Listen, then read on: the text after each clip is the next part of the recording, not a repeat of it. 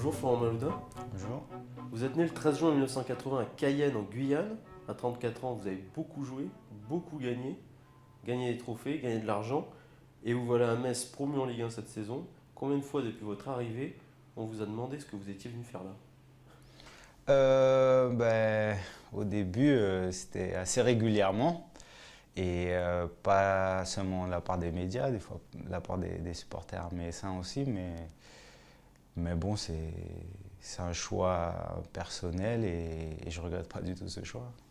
Et quand on a joué à Lyon, où vous avez tout gagné, quand on a joué à Chelsea, où vous avez gagné la Ligue des Champions, est-ce que personnellement, ça reste pas quand même un petit peu difficile de changer complètement de statut?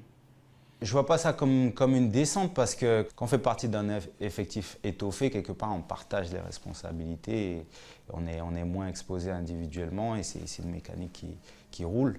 Quand on joue le maintien, surtout avec un effectif jeune, il y a plus de responsabilités, on est en première ligne. Je suis en première ligne ici. À 34 ans, on a le droit d'effectuer un premier bilan de carrière. Est-ce que vous êtes fier du chemin parcouru? Oui, fier. Fier. Après, je ne suis pas non plus quelqu'un qui est dans la nostalgie et qui regarde les chiffres, contemple les trophées et choses comme ça. Je suis plus dans l'action et le fait de me projeter sur ce qui reste à venir. Lorsqu'on se plonge dans les archives, après des débuts idylliques, notamment à Guingamp et à Lyon, il y a beaucoup question de polémiques dans les articles qui vous sont consacrés. C'est assez flagrant. À Chelsea, vous avez alterné les mises à l'écart et les périodes exceptionnelles. En équipe de France, où vous êtes fâché notamment avec Raymond Domenech. Est-ce que vous regrettez toutes ces saisons agitées? Non, déjà je pense qu'on ne peut pas parler vraiment de saisons agitées. Quand on regarde les chiffres, les statistiques, c'est assez régulier au niveau des saisons, même les mises à l'écart. J'ai envie de dire, ma première mise à l'écart, j'ai eu à Châteauroux, j'avais 18 ans. Donc, vous n'avez pas ça dans les archives, mais j'ai un caractère bien trempé. Je suis quelqu'un de déterminé, je suis quelqu'un d'assez respectueux et j'aime bien être respecté. J'ai aucun problème pour me faire respecter. Il y a certaines valeurs sur lesquelles je ne transige pas. Et si ça doit me valoir des mises à l'écart, j'assume. Vous pensez que vous auriez eu moins de problèmes si vous aviez été plus docile? Je pense que si j'étais plus docile, j'aurais jamais fait cette carrière. Parce que j'ai jamais compté sur les passes droits ou les réseaux ou les choses comme ça. Donc si j'avais pas été forgé comme ça déjà dans mon enfance et mon adolescence, j'aurais jamais été chercher ce que j'ai été chercher, j'aurais jamais mérité ça. Vous trouvez que dans le milieu du football, il y a beaucoup de passes droits, de petits arrangements entre amis? C'est pas que dans le milieu du football, il ne faut pas non plus stigmatiser, mettre l'accent là-dessus, mais ça existe. Mais après, le milieu du football, vu les enjeux, c'est aussi normal. Il y a des luttes de pouvoir, d'influence, des réseaux, un peu de politique. Ce qu'on voit des fois dans les séries télévisées, ça existe. C'est une série télévisée, le football? C'est de la télé-réalité en beaucoup mieux. Dans un vestiaire de foot, ça fait peur. Ah, c'est comme ça. Des fois, quand je regarde koh ça me fait penser à certains vestiaires.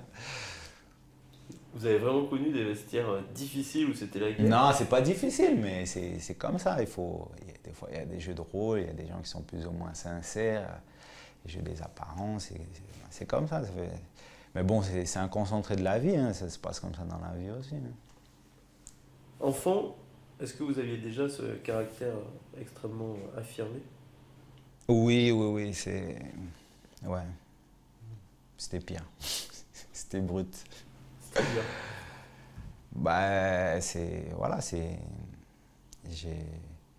Comme je dis, je suis quelqu'un d'assez déterminé. Et après, des fois, je fais beaucoup d'erreurs aussi, hein, mais je les assume. Et je suis quelqu'un qui a connu pas mal d'épreuves, accumulé pas mal d'expérience déjà en étant jeune. Donc voilà, mais c'est pas... Après, on va pas faire ma biographie quand même. C'est bien les biographies. Ça permet... faut venir à Cayenne. Vous allez comprendre beaucoup de choses.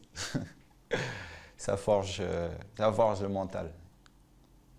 Comme on n'est pas à Cayenne, je vous invite, hein. Vous êtes les bienvenus. Avec plaisir, mais en attendant, qu'est-ce qui se passe à Cayenne qui fait qu'on peut comprendre davantage ça? Bah, à Cayenne, on va dire, on est en France, on est en Amérique du Sud, en même temps on est sur un territoire français, donc il y a les, les, les, les moyens de réussir sont beaucoup moindres, on va dire, que ce soit socialement, professionnellement, sportivement. Et donc voilà, les choses sont un peu plus difficiles. Comment vous expliquer ça? On a beaucoup d'exemples qui sont lointains qu'on voit à travers la télé, mais après, dans votre quotidien, il y a beaucoup moins d'ascenseurs sociaux.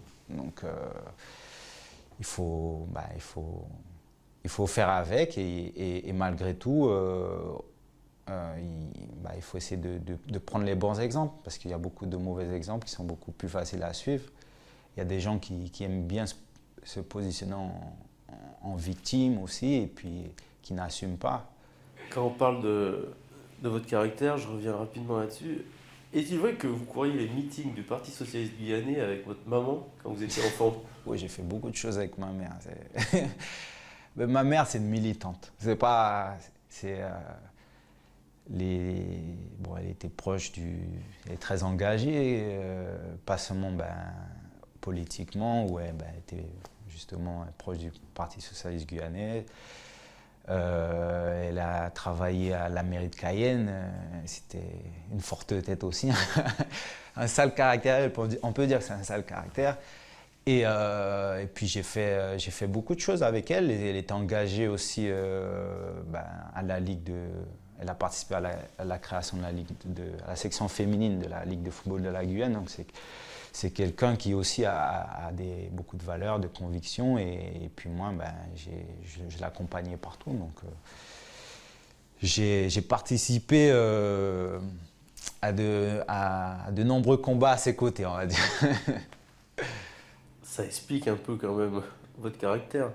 Ouais, aussi, c'est, on va dire, un des paramètres sociaux, on va dire, par rapport à mon éducation, et que ce soit ma mère ou même ma grand-mère, qui a aussi un très fort caractère. Ce sont des gens qui, en fait, quels que soient leurs avis, hein, des gens de conviction, et qui défendent leurs convictions et leurs idées. On n'est pas parfait, on fait des erreurs, mais quand on a des convictions, on les défend et on essaie de se faire respecter, de gagner le respect. C'est ce que j'ai appris à leur côté. Vous dites qu'elle était combative. Elle est toujours, hein. Oui. Qu'elle avait ça le caractère. Alors qui de vous deux est le plus combatif et qui a le meilleur caractère ou le plus mauvais? Je pense que j'ai hérité de son caractère et je l'ai développé. donc,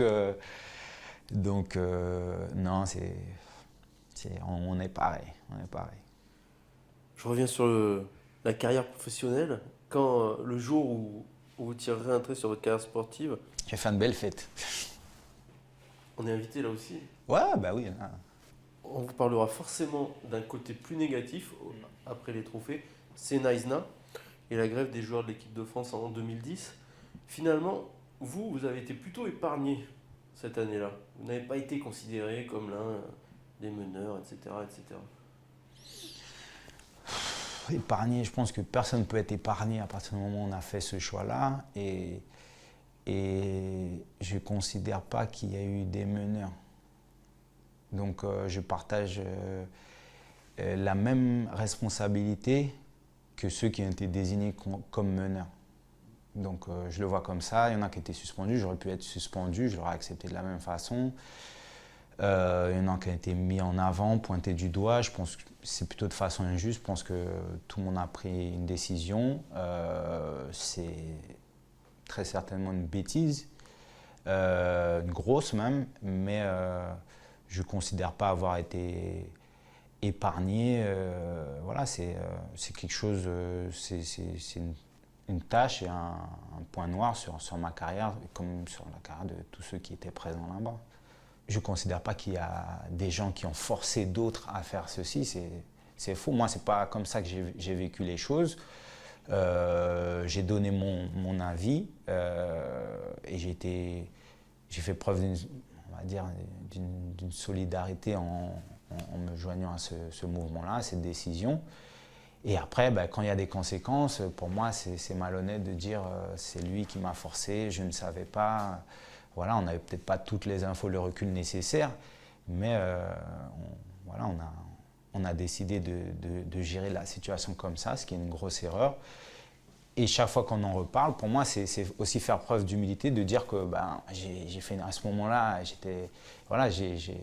fait ce choix-là, c'était une erreur, et que aussi s'excuser, et puis voilà. Mais après, hein, je ne pense pas que c'est productif et c'est intéressant de ressasser ou de.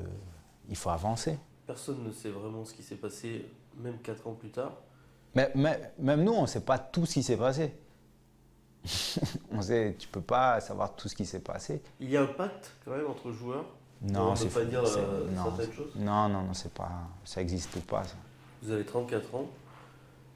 Vous avez dit que vous aimeriez bien, pourquoi pas, devenir un jour président de club. Vous l'imaginez comment, la vie de Florent Malouda dans 10 ans? Dans 10 ans, j'espère avoir la santé déjà, et puis j'espère que ce soit physique ou mental. Et j'espère pouvoir me concentrer sur quelque chose qui va me permettre de m'épanouir après le football, parce que forcément, le football vous procure énormément de sensations, d'émotions, et que il faut essayer après d'avoir quelque chose qui vous stimule aussi pour ne pas finir aigri et garder la même joie de vivre.